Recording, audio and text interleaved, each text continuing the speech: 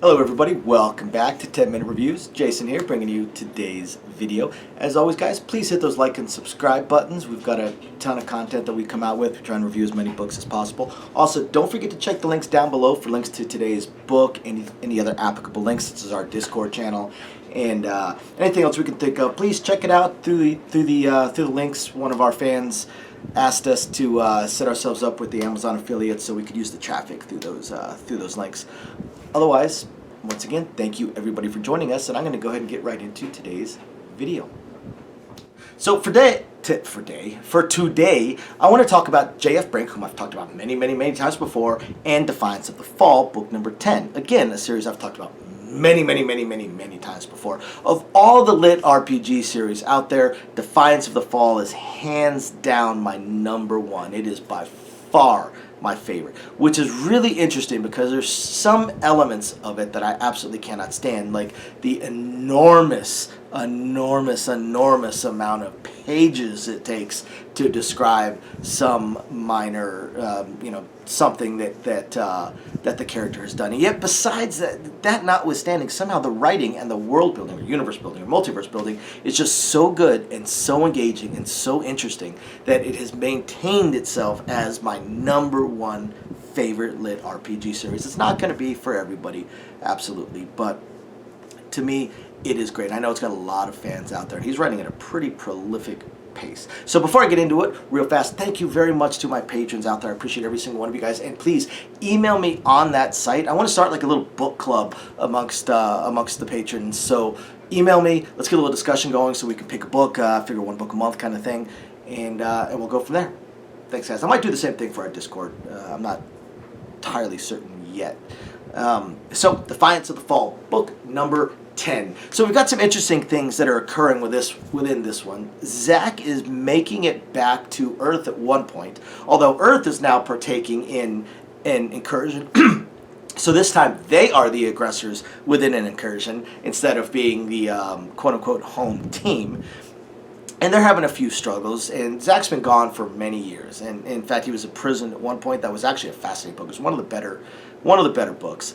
But he does make it back, and he does make it back just in time to deal with a couple of things that are occurring within this incursion. Now, one thing that's interesting, that even his friend Ogress, that we have a couple of chapters on, and I'll be honest, I find the chapters with the other characters, when it goes to the other characters' points of view, I find them kind of boring. So I know that everything's going to connect as far as the overall plot, but I read a few pages of it. If it doesn't interest me, I just start skipping until I get back to Zack's story. So I might make it a little bit easier of a read for me too, since he's starting to have more and more of these chapters, and I'm kind of skipping more and more of them. But he still has not met back up with Ogress yet. I am looking forward to that. It's going to be a lot of fun. Hopefully it occurs within the next couple of books. But like Ogress says, Zack always seems to be in the right place at the right time, and just always seems to manage to have the craziest things just fall into his lap. And fortunately, the author pretty much explained that away near the very beginning of the book with Zack's extremely high luck statistic. And that, well, it's not really, a Deus Ex kind of thing to explain everything away. Between the combination of his extraordinarily high luck, possibly the fact that the boundless heavens might actually favor him somewhat, this system or whatever it is that is in charge. It might actually be favoring him somewhat, so also skewing the odds towards him, plus how incredibly aggressive Zack is as far as getting himself out there. All kind of explain why he just has these incredible opportunities that always seem to fall into his lap. But then, of course, he manages to make the most of them. So he manages to show up just in time to help out with this incursion. And with this incursion, he is able to finally become within the system some form of nobility. I believe it's a baron, which basically means that not only was he the lord of a planetary lord, but he became a baron as soon as he had multiple planets. So he has a second planet. He's kind of setting it up for this planet to basically be almost a shield between the broader universe and Earth itself, as another planet kind of in between. So should anybody come looking for Earth, they will find themselves on this planet first, and that should be more than enough warning for Zack and his allies that are also continuing to gain in strength. Now, again, I do have some issues with just how an ungodly incredibly descriptive it gets every time Zach upgrades something, creates a new skill, or even just makes a major decision. I mean, we get the sort of things of, instead of Zach, just saying, no, I'm not going to. I'm not gonna side with you. I'm not gonna team up with you, and just having a brief little blurb of, Zach's thinking this is just not worth it. Instead, we get 5 or 6 pages of his mental rundown of, well, if I ally with him, then these other allies might think this, which could potentially lead to this problem, and then I'd have to deal with it this way. If I don't ally with him, but I ally with this other one, and we just get pages of his incredibly long thought process that could honestly be broken down with, I'm not going to ally with you. I don't see it worth it. I have other considerations as well. Even that, if all that was just within his mind, that we don't need this huge description to get to his thinking. The same thing with some of these others. So every time he upgrades something, I end up trying not to skip pages. I end up skipping a couple of pages. So then we lead into this imminent war. It's almost like a galactic incursion in a way, or a system sector incursion. There's a war coming. There's invaders coming. And then we have this thing going on with the Million Gates territory, which also happens to be where he knows Ogress has been in prison. So Zach decides he's going to make his way there, and he's going to hope to hide his identity, and with some varying degrees of success. But he also realizes that he is getting to the point where he's not going to be able to hide his identity for too much longer in most situations, because he's getting a little too well known, he's getting a little too strong, and just always seems to be at the heart of major things happening.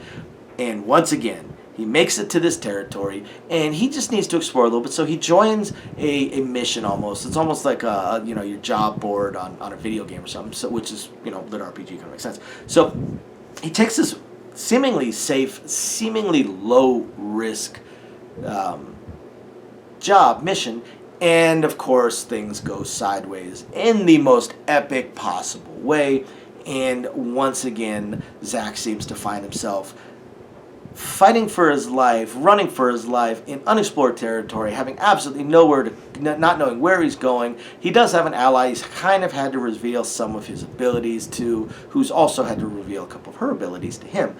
And once again, he finds himself in areas that he might be underpowered, he might be overpowered, unexplored areas he has absolutely no business being in, which of course also helps him find rare, even mythical level materials and weapons and creatures, and just overall, once again, finding himself in the middle of this life or death battle that also seems to have all kinds of luck embedded in it as far as what he is able to find.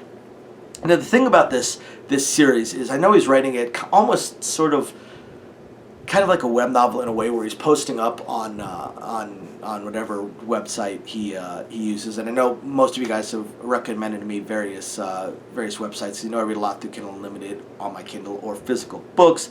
And honestly, guys, I'm not bouncing around all these other Royal Road and all these other websites. I already have a reading list that's so long I'll never get to all of it, because I add more than I read.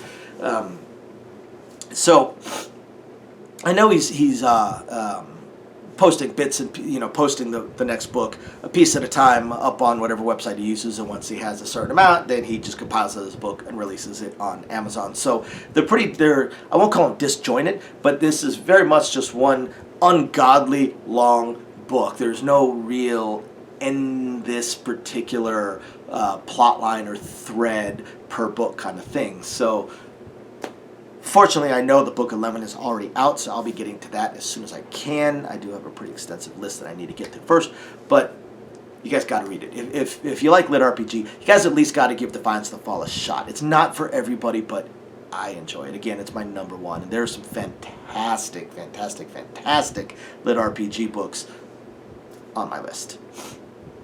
Thank you, everybody, for watching. We'll catch you next time. Bye now.